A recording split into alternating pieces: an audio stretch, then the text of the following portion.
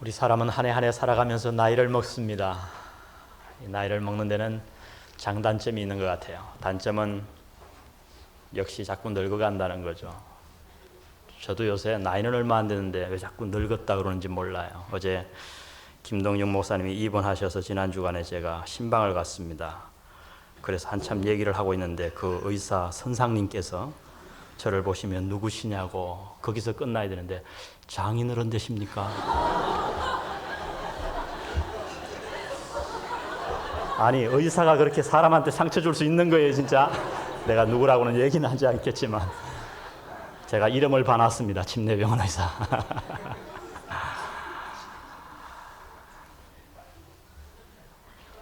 나이가 들면서 좋은 면이 많은 것 같아요. 저는 사람이 나이가 들면 철이 들죠.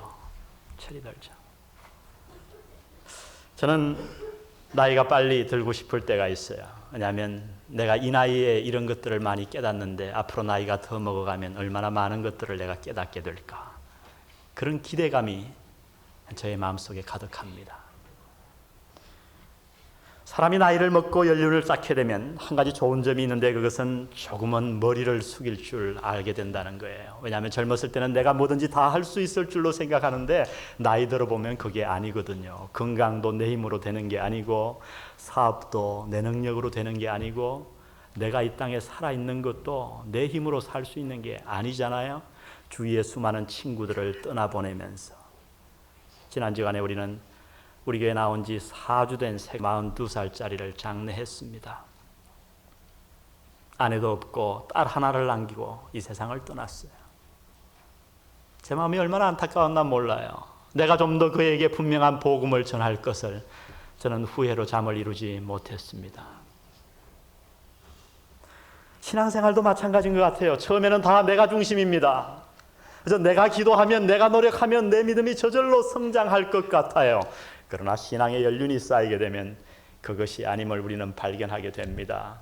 그래서 우리의 입에 하나님의 은혜를 얘기하게 돼요. 노사도 바울은 이렇게 얘기했습니다. 나의 나된 것은 하나님의 은혜로 된 것이라. 내가 모든 사도보다 더 많이 수고하였으나 내가 아니요 오직 하나님의 능력으로 한 것이라.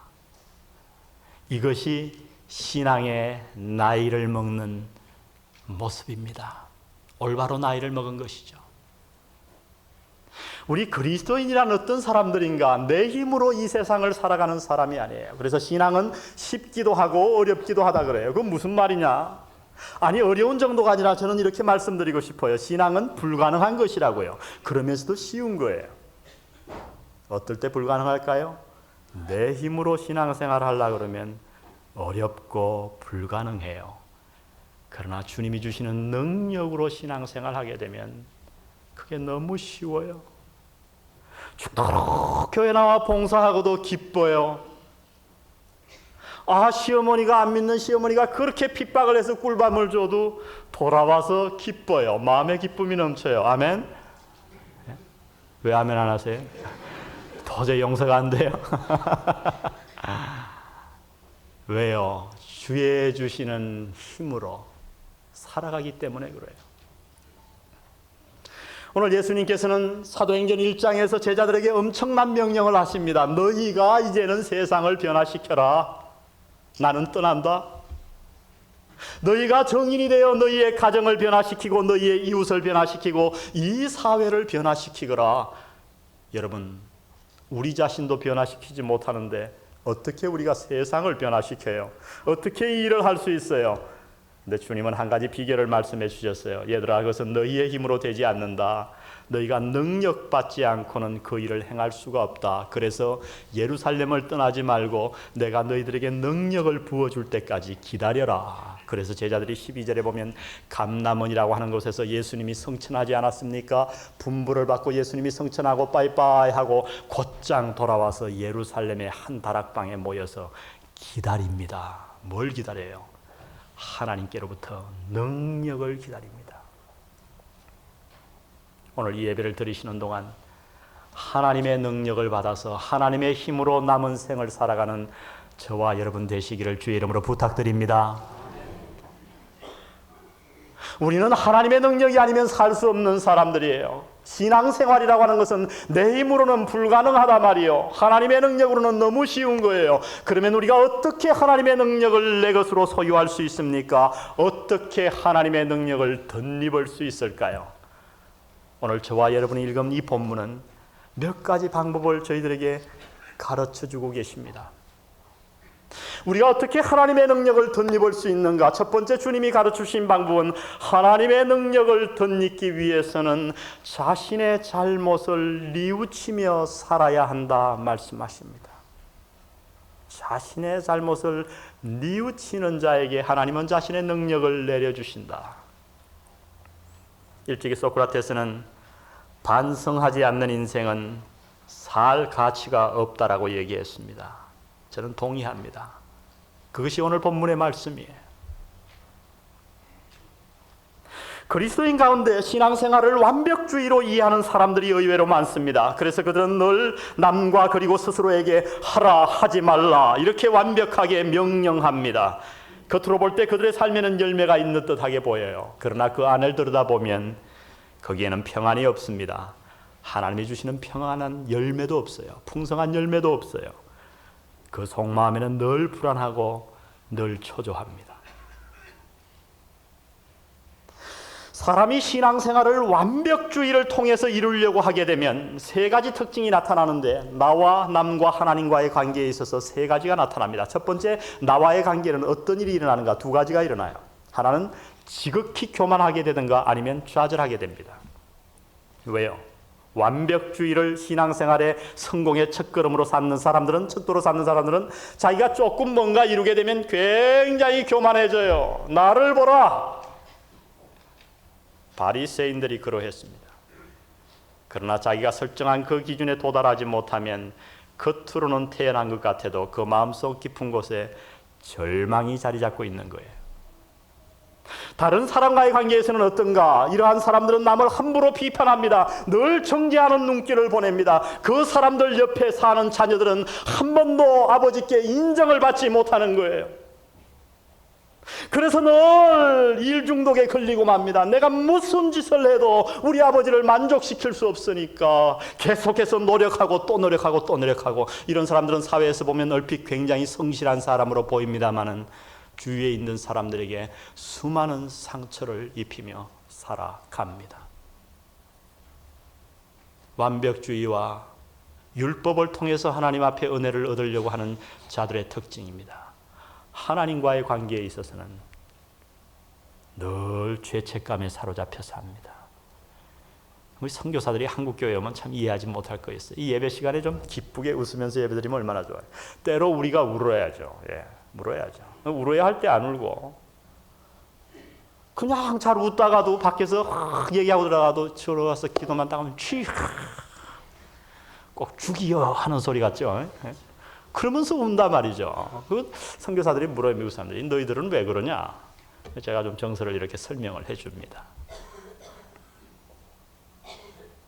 그렇지 않습니다, 여러분. 하나님은 어떤 자에게 능력을 베푸시는가? 누가 하나님의 능력을 덧입을 수 있는가? 여러분, 오늘 모인 자들을 한번 보십시오.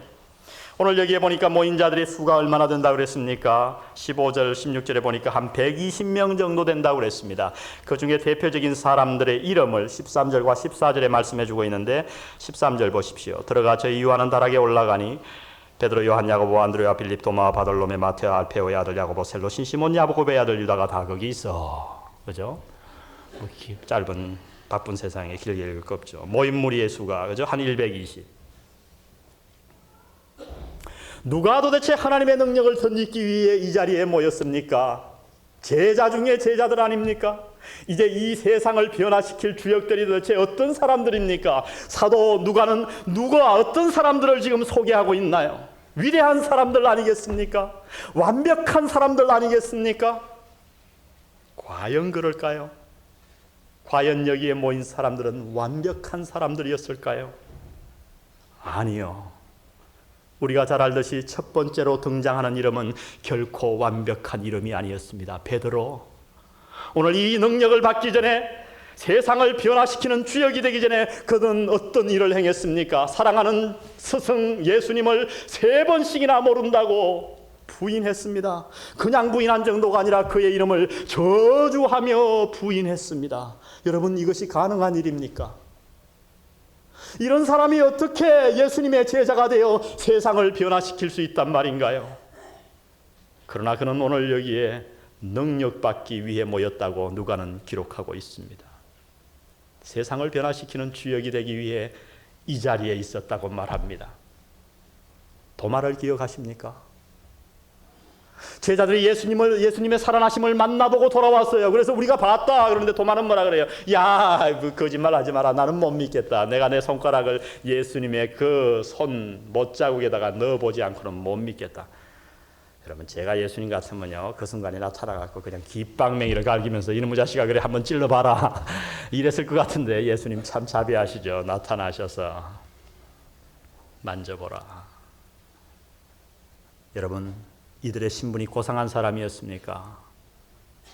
이 가운데는 세리도 있었습니다. 오늘날 세금쟁이는 없습니다마는 그 당시에 세금쟁이라고 불렀어요. 왜? 자기 나라의 세금을 거두어서 자기 나라를 정복한 로마 나라에 갖다 바친 사람이에요. 일제시대에 세금쟁이같이 괄시받는 직업이 없었어요. 매국노였습니다. 예수님의 제자 가운데는 그러한 세금쟁이가 여기에 있었다고 말씀합니다. 예수님의 아우들은 어떻습니까? 예수님의 메시아 되심을 완전히 부인하고 예수님을 향해서 형제이면서도 예수님은 정신이 나간 것 같다고, 미친 사람이라고 얘기했던 사람들입니다. 이러한 사람들이 오늘 하나님의 능력을 받는 적합한 사람들이 되어서 이 자리에 모였다고 성경은 가르쳐 주십니다.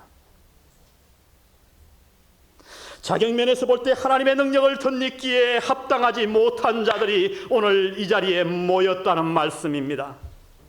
이들을 통해서 하나님은 바로 이 세상을 변화시키기를 원하셨다고 성경은 기록하고 있습니다. 이들이 완벽했어요? 아니요.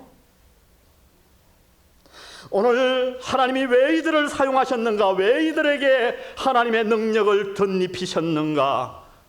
그 이유는 단 하나라고 성경은 기록합니다. 그들은 비록 과거에 실패했지만 그들의 잘못을 돌이켰다 말씀하십니다.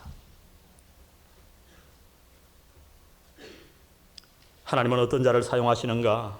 완벽한 자를 사용하실까요? 아니요. 완벽한 자는 절대 사용치 않으십니다.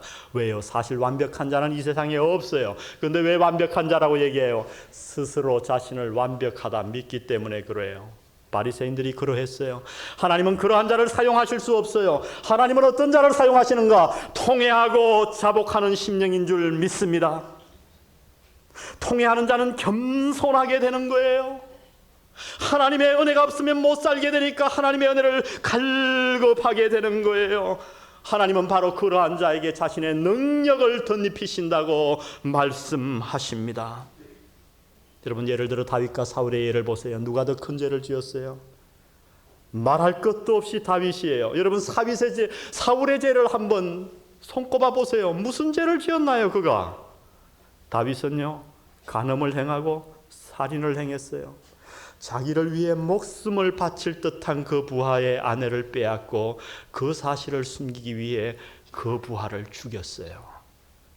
용서받을 수 있는 죄인가요? 그런데 하나님은 다윗은 들어 쓰셨고 사울은 버리셨어요. 왜요? 다윗은 자기의 잘못을 뉘우치고 돌이켰지만은 사울은 그 경미한 죄를 지었지만은 결코 돌이키지 않았습니다. 어떤 자를 하나님이 사용하시는가? 완벽한 자가 아닙니다. 자신의 잘못을 깨닫고 뉘우칠 줄 아는 자를 하나님은 들어 쓰시는 줄 믿습니다. 예수님께서 그래서 이 사실을 가르쳐주기 위해 탕자의 비유를 말씀하셨어요. 두 아들이 있었습니다. 맏아들은 너무나도 성실했어요. 아버지 옆을 떠나본 적이 없고 농사를 지었습니다. 둘째 아들은 아버지의 유산을 받아다가 허랑방탕해서 멀리 가서 기생들과 다 술을 마시고 탕진해버렸습니다. 거지가 되어 돌아왔습니다. 그런데 이 아버지는 누구를 환영했나요? 둘째 아들을 환영하셨습니다. 맏아들이 뭐 잘못한 거 있나요? 그러나 그 맏아들은 불평에 가득 찼어요. 나를 위해서는 염소 새끼 한 마리 잡지 않더니 저 타락한 동생을 향하여 무시하면서 저 나쁜 동생을 위하여는 잔치를 베풀 수 있느냐? 그리고 불평에 가득 차 있었던 겁니다. 누구를 두고 얘기했어요? 바리새인을 두고 얘기한 겁니다. 자신들은 하나님 앞에 잘못한 것이 없다는 겁니다. 깨끗했다는 겁니다. 완벽했다는 겁니다. 그러나 이 둘째 아들은 거지가 되었습니다. 그는 어떻게 왔습니까? 아버지요, 내가 당신의 아들됨을 감당치 못하겠습니다. 나를 그저 머슴의 하나로만 받아주십시오. 아버지가 그에게 가락지를 끼웠습니다. 아들의 신분을 회복시켜 주신 것이죠. 신을 신기웠습니다. 옷을 입힙니다. 하나님은 어떤 자에게 은혜를 베푸시는가? 하나님은 어떠한 자들에게 당신의 능력을 강하게 역사시키는가? 자기의 잘못을 깨닫고 돌이키는 자인 줄 믿습니다. 혹시 이 자리에 과거의 어떤 잘못으로 인해 나는 하나님의 능력을 덧입기에 합당치 않다고 생각하시는 분이 이 자리에 계십니까? 나는 하나님의 능력을 덧입을 만큼 완벽하지 않은 과거를 갖고 있다고 좌절하는 분이 계십니까? 사랑하는 성도 여러분, 그렇지 않습니다. 하나님은 과거를 묻지 않으십니다. 하나님은 우리가 얼마나 큰 죄를 지었는가, 얼마나 많은 죄를 지었는가, 그것을 따지시는 분이 아니에요. 하나님이 단지 물으시는 하나의 질문은 너희가 그 잘못에서부터 돌이켰는가, 돌아섰는가, 그 잘못을 뉘우치고 아버지께로 향해 걸음을 옮기고 있는가인 줄 믿습니다. 하나님의 능력을 체험하기를 원하십니까? 남은 신앙생활을 승리하며 살기를 원하십니까? 여러분의 자녀와 여러분의 가정을 정말 거룩하게 변화시키기를 원하는 주역들이 되고 싶으십니까? 우리가 무슨 일을 했든 우리의 잘못을 하나님 앞에 뉘우치며 살아가는 영한 성도들 되시기를 바랍니다. 어떻게 하나님의 능력을 덧입을 수 있습니까? 우리는 뉘우치는 삶을 살아야 합니다. 두 번째로 주님께서 가르치시는 방법은 하나님의 능력을 덧입기 위해서는 집중해서 기도해야 한다고 말씀하십니다. 14절을 다 같이 한번 읽어보겠습니다. 14절입니다. 시작.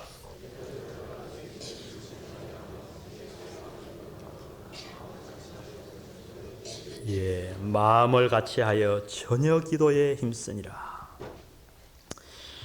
여러분, 왜 성경은 하나님의 능력과 기도를 언제나 연관시킬까요? 기도, 하나님의 능력 그러면 반드시 기도가 뒤따라와요. 왜 그럴까요? 그것을 이해하지 못하는 이유 가운데 하나가 우리가 기도에 대한 이해를 잘못하기 때문에 그래요. 우리는 기도 그러면 늘 무엇으로 해석하냐면 달라 그러는 거, 요청으로 해석을 합니다. 하나님 이것 주십시오. 내 병 낫게 해주십시오. 사업 잘 되게 해주십시오. 우리 아들 대학에 뚝딱 들어가게 해주십시오. 저 못된 버릇 가진 남편 팍 거꾸러지게 하옵소서. 이렇게 기도하는 분들이 있습니다.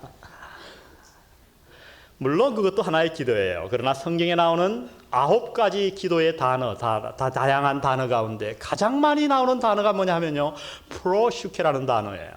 그 단어는 뭐냐 하면요, 기도의 의미를 보여주는데 내가 거룩하신 하나님 아버지 앞에 나아가 그 아버지의 빛에 나를 비춰보고 나를 교정하는 거예요. 그게 기도의 의미예요. 그래서 무디 선생님은 이 의미를 가지고 어떻게 단적으로 얘기했냐면 기도란 하나님 앞에서 나를 조율시키는 것이다. 이런 명언을 남겼어요. 여러분, 조율이 뭔지 아세요? 튜닝. 이 악기들이 여러 가지가 있지만은 튜닝이 안 되면 아무리 좋은 연주를 하려고 해도 아주 듣기가 싫어요. 이 튜닝이 얼마나 어려운가 저는 조금 알 것 같아요. 얼마 전에 우리 집 사람이 그 문화회관에서 독주회를 하지 않았습니까? 그런데 이미 스타인웨이 그 피아노를 조율사가 나와서 아침부터 다 조율해 놨단 말이에요. 그런데 우리 집 사람이 가더니 트집을 잡는 거예요. 전화를 해갖고 조율사를 오라 그러더니 이게 뭐 음이 안 맞다 이런 차원이 아니고 이쪽 위에 소리가 너무 뭐라고 표현할까요? 뭐 표현도 아주 애매해요. 제가 듣기에는 너무 탁하다. 그래갖고 맑게 하니까 너무 날카롭다. 아주 진땀을 빼더라고요. 그러고 주물럭거리고 사람을 고생시키고 나더니 이젠 됐다고. 조율이 그렇게 어려운 거더라고요. 여러분, 조율이란 뭐예요?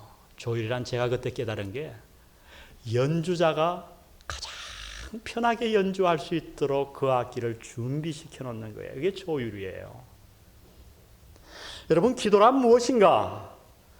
내가 하나님 앞에 무엇을 요구하는 게 아니라 하나님이 나를 도구로 사용하실 수 있도록, 하나님이 나를 통해 역사하실 수 있도록 하나님 앞에 나아가 나의 부족한 것을 다 내어놓고 나를 조율시키는 것입니다. 여러분, 이러한 자에게 하나님이 어떻게 역사하지 않을 수 있겠습니까? 이러한 자들에게, 이렇게 조율된 자들에게 어떻게 하나님께서 능력을 덧입혀 주시지 않겠습니까? 오늘 여기 본문에 보니까 사람들이 모였습니다. 한 120명 정도. 다 과거에 흠이 있던 자들이에요. 그러나 자기들의 잘못을 뉘우치고 하나님의 능력을 받아 이 세상을 변화시키는 주역들이 되기 위해 모였습니다. 그들이 모여서 무엇했는가? 다른 것 하지 아니하고 그저 기도했다고 얘기합니다. 어떻게 기도했는가? 오늘 여기 보니까 더불어 마음을 같이하여. 이게 굉장히 좋은 번역이에요. 마음을 같이하여. 그저 한 장소에 모인 게 아니라, 그저 같은 교인이라고 이렇게 모여서 예배드리는 게 아니라 한 마음이 되어 기도했어요. 무엇을 향한 한 마음이에요? 주여, 우리가 세상의 정인이 되기를 원합니다. 저에게 능력을 덧입혀 주시옵소서. 간절한 마음으로 기도한 거예요. 한 마음이 돼요. 두 번째는 어떻게 기도했는가? 오늘 여기 보니까 전혀 기도에 힘썼다. 이것은 조금 안타까운 번역이에요. 반만 번역했어요. 이 프로스카테레오 하는 단어는요, 이 굉장히 열심히 힘써 기도한다. 예, 그것은 맞아요. 전혀 힘써 기도에 힘쓰니라. 그러나 또 다른 의미가 있어요. 그건 뭐냐면 항상 인내하며 계속해서. 그래서 NIV 성경은 constantly 이렇게 번역을 했습니다. 끊이지 않고 기도했단 말이에요. 우리가 하나님의 능력을 받는 기도, 나를 조율하는 작업은 어느 때 하는가? 그저 10분 나와갖고 아버지 하나님 막 기도하고 끝낼 것이 아니라는 겁니다. 항상 해야 된다 말씀하십니다. 그래서 데살로니가에서 사도 바울은 쉬지 말고 기도하라. 여러분, 그 쉬지 말고라는 단어가 뭔지 아세요? hanging cough. 이걸 뭐라고 그래요? 여기에 달린 이 기침, hanging cough. 하여튼 목에서 하여튼 이 기침이 딱 달려 있으면 말이죠, 뭐 자칫 말만 한마디 하려고 해도 기침이 쿨럭쿨럭 나오잖아요. 그래서 선전하잖아요. 이 행긴 카프, 목에 기침이 있을 때는 소리가 나지 않는 용각산. 용각산에서 오늘 뭐 약을 좀 보내줄지 모르겠습니다. 설교들 한번. 이 목에 달린 기침이에요. 그러니까 우리가 항상 기도하라. 어떻게 기도해요? 쉬지 말고 어떻게 기도해요? 운전하면서도 기도하나요? 그러면 사고 나요. 그 얘기는 뭐냐 하면 내가 항상 기도할 준비를 갖추고 있으라는 거예요. 내 마음의 소원이 되라는 거죠. 주여, 내가 당신의 능력을 덧입기를 원합니다. 내가 당신의 도구가 되어 나를 조율하기를 원합니다. 주여, 역사해 주옵소서. 그래서 때로 시간이 날 때 교회에 나와서 통성으로 높게 기도하다가 밥을 먹으면서도 그 소원이 떠올라서 잠잠히 기도하다가 길을 가면서도 기도하게 되는 겁니다. 쉬지 않고 기도하게 되는 겁니다. 사랑하는 성도 여러분, 우리가 어떻게 하나님의 능력을 덧입을 수 있습니까? 기도에 힘써야 할 줄 믿습니다. 저는 이 사실을 목회하면서 보고 있어요. 우리가 새벽기도 한 달 동안 약 300명 가까운 성도들이 이 자리에 나와서 합심해서 기도했습니다. 많은 사람들이 자기의 기도의 요청을 내었어요. 그런데 놀라운 사실은요, 그 요청이 이루어진 것을 처음에 기뻐하더니 그 다음에 어떤 감정이 나오는지 알아요? 그 사람이 변하는 거예요. 기도 제목을 낸 사람들이 변화되는 거예요. 우리가 중보기도실을 확장했습니다. 중보기도 회원들이 지금 130명이나 돼요. 남을 위해서 기도하는 사람들이라 말이죠. 정해진 시간에 1시간 나와서 남만을 위해서 기도하기가 쉬운 건 아닙니다. 그 1년 동안을 기도한 사람들은 어떤 간증을 합니까? 목사님, 제가 남을 위해 기도했는데 결국 알고 보니 그 유익이 저에게 다 돌아왔어요. 왜 그래요? 기도하는 동안에 자신이 변화된 줄 믿습니다. 하나님 앞에 자동으로 조율이 된 거예요. 그렇게 딱딱거리며 바가지 긁던 옆에 애들이 입을 다물기 시작했습니다. 아멘. 변화가 생기는 거예요. 여러분, 기도해 보십시오. 하나님의 능력을 체험하시게 될 것입니다. 우리가 어떻게 이 세상과 내 가정을 변화시키는 이 변화의 주역들이 될 수 있는가? 성경은 가르쳐 주십니다. 나의 잘못을 날마다 뉘우치는 삶을 살아야 합니다. 두 번째로 전혀 힘써 기도에 힘써야 합니다. 마지막 세 번째, 오늘 본문이 가르쳐 주는 진리는 마음을 바꾸는 신앙생활을 해야 한다고 말씀하십니다. 한번 따라해 보겠습니다. 마음을 바꾸는 신앙생활을 해야 한다. 이것은 굉장히 중요한 말씀이에요. 저는 오늘 이 본문을 수없이 읽다가 한 번은 질문이 생겼어요. 왜 120명에게 능력을 주는 이 장면에서 유다의 죽음 얘기를 이렇게 길게 늘어놓았을까? 창자가 터져 죽었다는 얘기, 이런 얘기하고 능력과 무슨 상관이 있는가? 그리고 왜 유다 대신 마띠아를 뽑은 얘기를 이 많은 구절을 통해서 하나님은 기록하셨을까? 굉장히 궁금했어요. 그래서 묵상하며 기도하며 이 성경을 읽었습니다. 하나님께서 제게 그 이유를 가르쳐 주셨어요. 여러분, 유다 그러면 우리 모두가 다 알지 않겠습니까? 12제자 중 하나였습니다. 예수님을 배반하고 죽었어요. 그러니까 이제 11제자가 되었기 때문에 예수님께서 말씀하시기를 천년왕국을 세우실 때에 12사도에게 각각 권한을 주신다고 약속하셨기에 한 사람을 뽑아야만 합니다. 그래서 이 사람들이 기도하고 마띠아를 뽑은 얘기를 우리가 읽은 이 긴 얘기에 기록하고 있습니다. 무슨 말씀을 하고 싶은 걸까요?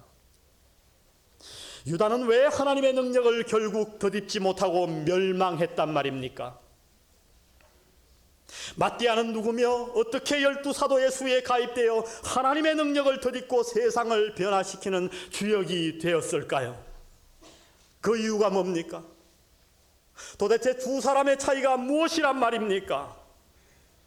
오늘 본문이 보여주고자 하는 그 차이는 바로 한 단어에 기록되어 있습니다. 우리 24절을 다 같이 한번 보겠습니다. 저희가 기도하여 가로되 무사람의 마음을 뭐하는 주여 아시는 주여. 이 두 사람 중에 누가 주의 택하신 바 되어 봉사와 및 사도의 직무를 대신할 자를 보이시옵소서. 무사람의 마음을 아시는 주여. 무슨 얘기입니까? 유다가 왜 멸망했다고 본문이 가르치십니까? 그가 멸망한 이유는 다름 아니라 그는 마음을 바꾸지 않고 신앙생활을 해왔다는 겁니다. 여러분, 유다가 누구예요? 12제자 중 하나가 아닙니까? 그는 아마 능력이 탁월했던 것 같습니다. 머리도 굉장히 좋았을 것입니다. 판단력도 뛰어났고 계산에도 철저했던 사람 같아요. 그리고 신용 있어 보이는 사람 같았습니다. 그러기에 회개를 맞지 않았겠습니까? 돈주머니를 유다가 관리했습니다.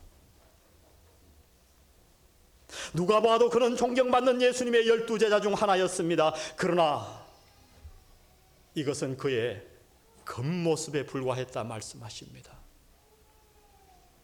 그는 겉으로만 예수님을 쫓았던 거예요. 마음은 아니었습니다. 겉으로 예수님의 제자 노릇을 했지만은 마음은 전혀 변화되지 않았다고 성경은 얘기합니다. 그래서 유다 대신 마띠아를 뽑을 때 제자들은 이렇게 기도했습니다. 무사람의 마음을 아시는 주여, 마음을 보시고 12제자 중 하나를 뽑아 주시옵소서. 제자들은 속았던 겁니다.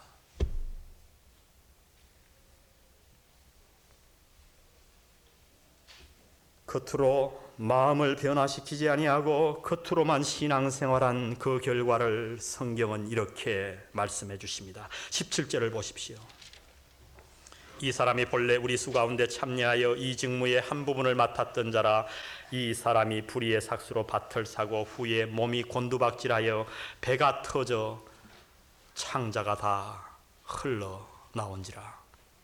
이 일이 예루살렘에 사는 모든 사람에게 알게 되어 본방언에 그 밭을 이르러 아켈다마라 하리. 이런 피밭이라는 뜻이라. 사랑하는 성도 여러분,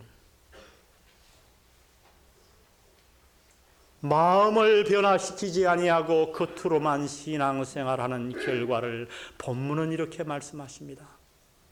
복음서에 보면 유다가 목매어 자살했다고 합니다. 여기는 창자가 터져 죽었다고 합니다. 어느 것이 맞는가? 둘 다 맞습니다. 아마 유다가 나뭇가지에 자기의 목을 메어 자살을 했던 모양입니다. 그런데 그 나뭇가지가 떨어졌어요. 유다가 마지막 죽기 전에 막 발버둥을 치니까 그 가지가 뚝 부러졌어요. 그 밑에 있던 삐죽한 돌들과 가지에 창자가 찔려서 터져서 죽었습니다. 피가 흘렀습니다.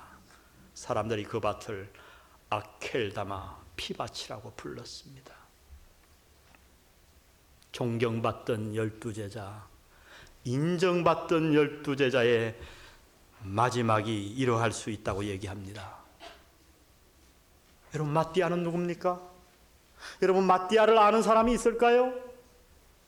마띠아는 누구인지 사도행전에서도 별로 기록되지 않아요. 성경에 나타나 있지 않아요. 이름도 알 수 없어요. 그가 무슨 일을 했는지 알 수 없어요. 그러나 하나님은 그를 12사도 가운데 한 사람으로 뽑으셨어요. 왜요? 우리는 모르지만 하나님은 그의 마음을 아시기 때문이에요. 때로 요새 새 가족들이 나오는데 신방 가면 이런 얘기들을 합니다. 왜 영안교회에 오셨습니까? 그러면은 제가 좋아서 영안교회에 등록하겠다는 거예요. 제 설교를 듣고 제가 너무 멋있어 보인다는 거죠. 그 말이야 사실 아닙니까? 여러분, 제가 얼마나 멋있습니까? 그 비웃으시는 거 아니죠?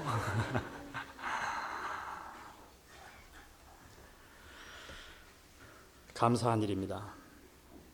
그러나 그 말을 들을 때마다 저는 얼마나 부담이 되는지 알 수 없습니다. 그분이 저를 좋게 보는 것은 강단에서 제 모습만 보기 때문에 그렇습니다. 강단에서 내려간 뒤에 제가 제 마음과 얼마나 씨름하는가를 그분은 모르기 때문에 저에게 그런 말씀을 하는 거예요. 저는 때로 이러다가 내가 사기꾼이 되는 것은 아닌가? 내가 설교한 대로 다 살지 못하면서, 내가 외친 것을 내가 적용하지 못하면서, 내가 지키지 못하면서 여전히 설교해야 하는가? 저는 밤으로 토요일 밤이 괴로울 때가 있습니다. 주여, 내가 이 본문을 설교할 수 있겠습니까? 그것이 제 모습입니다. 그러나 제 마음에 한 가지 소원이 있다면, 저는 참으로 내 마음을 감찰하실 때에, 하나님이 내 마음을 감찰하시고 살피실 때에 하나님 앞에 합격 판정을 받는 거예요. 그게 제 소원이에요. 훌륭한 설교가 되는 게 아니에요. 수많은 교인들을 모아놓고 목회하는 게 제 소원이 아니에요. 무사람의 마음을 아시는 주님이 내 겉과 속이 같다고 인정해 주시는 그날, 그것은 저의 기쁨의 날이 될 것입니다. 그것이 제 소원입니다. 우리 모두 자신의 마음을 숨기고 살아갑니다. 하나님을 믿는다 하면서도 남모르게 꽁수를 숨겨 놓습니다. 믿음으로 산다고 큰소리치지만은 언제든 내 방법을 따로 숨겨 놓는 거예요. 그래서 조금만 위급한 상황이 오면 하나님의 방법을 팽개쳐버리고 속임수를 쓰려고 합니다. 그것이 우리들의 모습이에요. 이것을 버려야 합니다. 이것을 바꾸셔야 합니다. 겉과 안이 같아야 한다고 말씀합니다. 어떻게 하나님의 능력을 덧입을 수 있는가? 우리의 겉모습만큼 우리의 마음도 바뀌어야 한다고 주님은 말씀하십니다. 이것이 어려운 것을 저는 잘 압니다. 속음시 없이 살아가고, 남을 속이지 않고 사업하고, 거짓말하지 않고 살아가는 것 어렵다는 것 제가 압니다. 그러나 여러분, 우리는 그렇게 살아야 합니다. 우리가 지금 당장 남을 속이고 거짓된 방법으로 승리할 것 같아도 여러분, 그것은 실패입니다. 유다의 인생이 그것을 보여주는 거예요. 정직하게 사업해야 합니다. 11조를 드리는 것만큼 정부에도 충실하셔야 합니다. 세금을 가능한 많이 바치셔야 합니다. 그리스도인들이 앞장서야 되는 거예요. 속이지 말아야 되는 거예요. 뇌물 주지 말아야 되는 거예요. 자식을 군대에 보낼 때에 그가 고생하더라도 뇌물을 쓰지 말아야 되는 거예요. 하나님이 언제나 오르십니다. 여러분, 믿으십니까? 우리의 눈에 성공할 것 같아도 하나님이 오르세요. 하나님이 맞으십니다. 우리가 그 방법대로 살 때에 하나님이 능력을 덧입혀 주시고 부족한 우리를 통해 세상을 바꾸실 수 있다 말씀하십니다.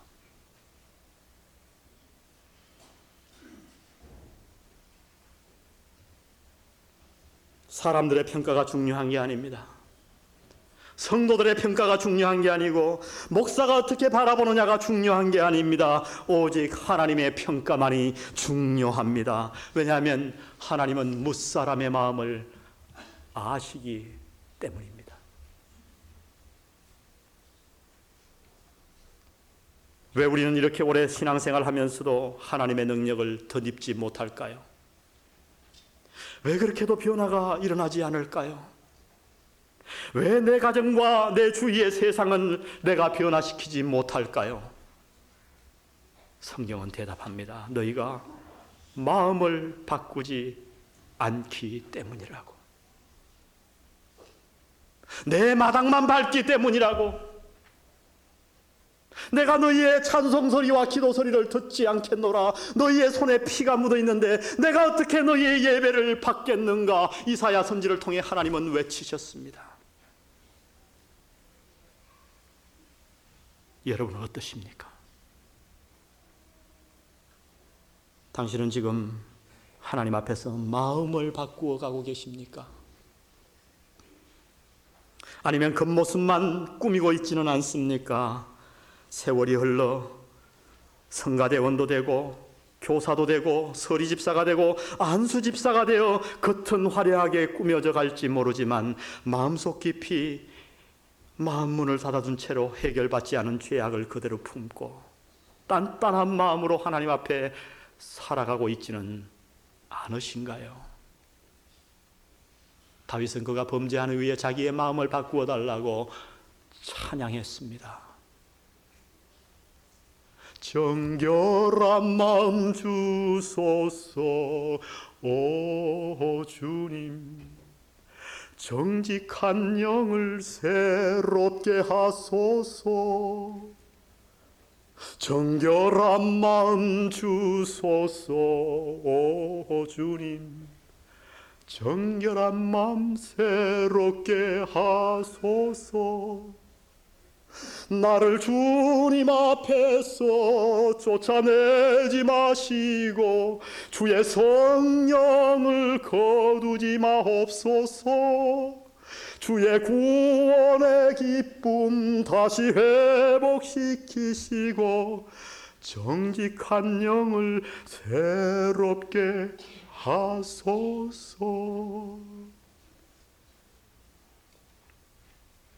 이것이 다윗만의 소원이 아니라 저와 여러분의 소원이 되기를 원합니다. 하나님은 일꾼을 찾으십니다. 정인을 찾으십니다. 당신의 능력을 손에 드신 채 이 능력을 누구에게 내려줄 것인가? 누가 나를 위하여 갈고 사람을 찾으십니다. 오늘 당신이 그 사람이 되어보지 않겠습니까? 우리의 잘못을 뉘우치며 기도로 하나님 앞에 나를 조율하며 내 마음을 바꾸어서 주여 제게 능력을 주옵소서. 제가 우리 가정을 변화시키겠나이다. 제가 제 자녀를 변화시키고 제가 이 썩어가는 사회를 변화시키는 등불이 되겠나이다. 기도드리십시다.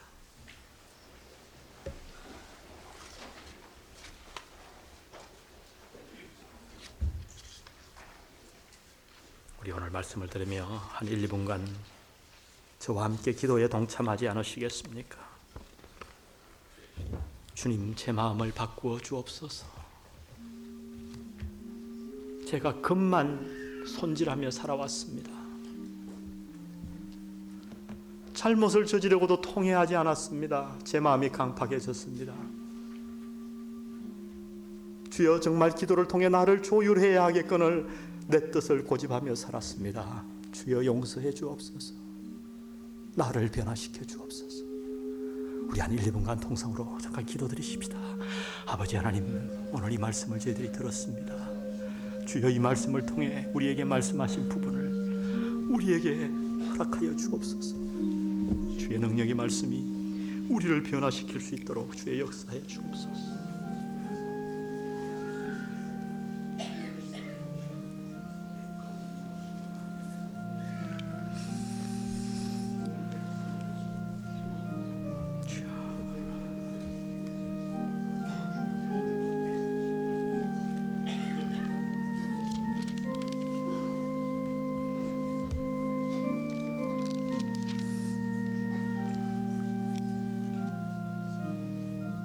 우리 주님의 뜻을 이루소서. 고요한 중에 기다리니 앞에 가사를 쏘아줄 것입니다. 우리 주님의 뜻을 이루소서.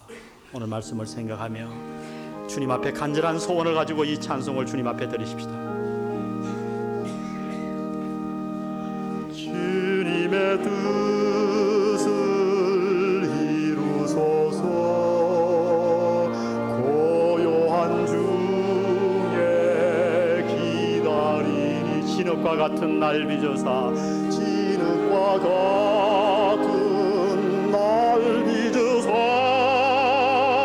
주님의 형상 만드소서. 주님의 뜻을 이루소서.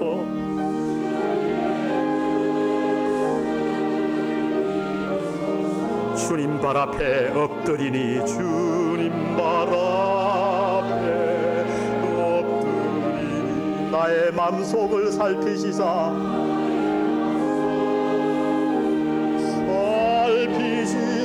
새롭게 하여 주옵소서. 새롭게 하게 하옵소서. 주님의 뜻을 이루소서. 주님의 뜻을 이루소서. 병들어 몸이 피곤할 때 본능의 손을 내게 펴서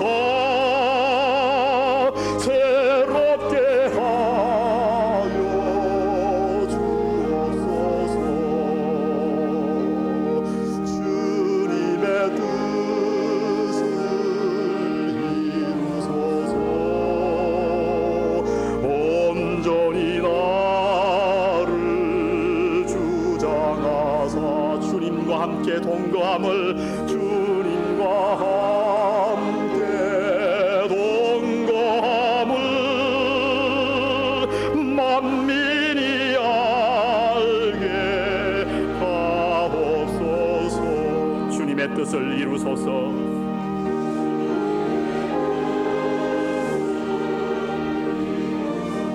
주님 발 앞에 엎드리니 주님 발 앞에 엎드리니 나의 맘속을 살피시사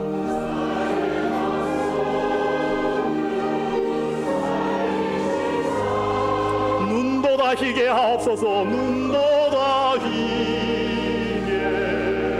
하옵소서.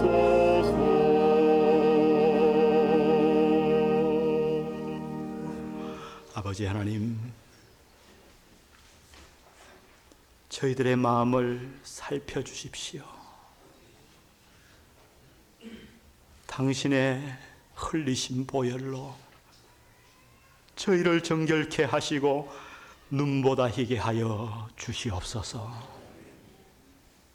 제가 증인이 되겠습니다. 우리가 저 세상을 위해 나아가겠습니다. 우리가 저 방황하는 자녀들을 위해 그들을 건지로 보내심을 받겠습니다. 주여 저희를 새롭게 하여 주옵소서. 이 예배를 받으심을 감사합니다. 당신 앞에 헌신하는 표시로 예물 드렸습니다. 주여 우리의 전 삶을 주님 앞에 드리는 아름다운 헌금되게 인도하옵소서. 예수님의 이름으로 기도드렸습니다. 아멘.